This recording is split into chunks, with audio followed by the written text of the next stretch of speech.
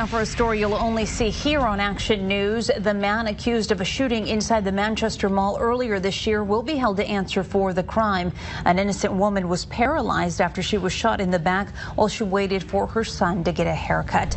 Action News reporter Cynthia Rose talked exclusively to the barber today who was the intended target in this shooting. Cynthia. Graciela, Ronnie Moore refused to identify the shooter today. He told the court he wanted no part in saying who was the gunman. In fact, investigators had to pick him up at his house to get him to court. Moore was a barber at Kalima's fade shop the day he was confronted by two men who he says started a fight, but it ended when an innocent customer was shot. Ronnie Moore walked out of court late Thursday afternoon wanting no part of a preliminary hearing where he was brought to testify. Why weren't you answering questions? I don't want to be involved in this, you know what I mean? My family already suffered enough, you know. Moore is the barber who investigators say the bullets were intended for. He dodged every one of them, but an innocent mother could not. Police say the problems began with an argument that became physical. Then police say this man, Reginald Taylor, rushed in the barbershop with a gun.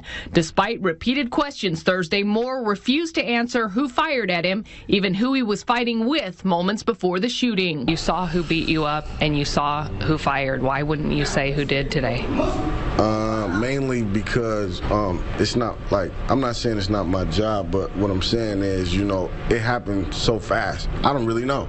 I couldn't give an accurate answer to a lot of the questions because I don't know. Moore's testimony wasn't the only drama that unfolded. The suspect's girlfriend was asked to leave court after causing a disturbance. She kicked a trash can before a deputy jumped in the elevator to escort her out of the courthouse.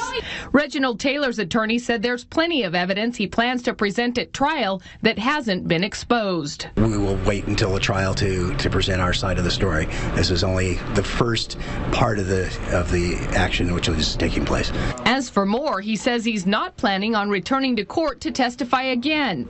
He says he was fired from his job as a barber and has been unable to get hired at any other shops because of the shooting.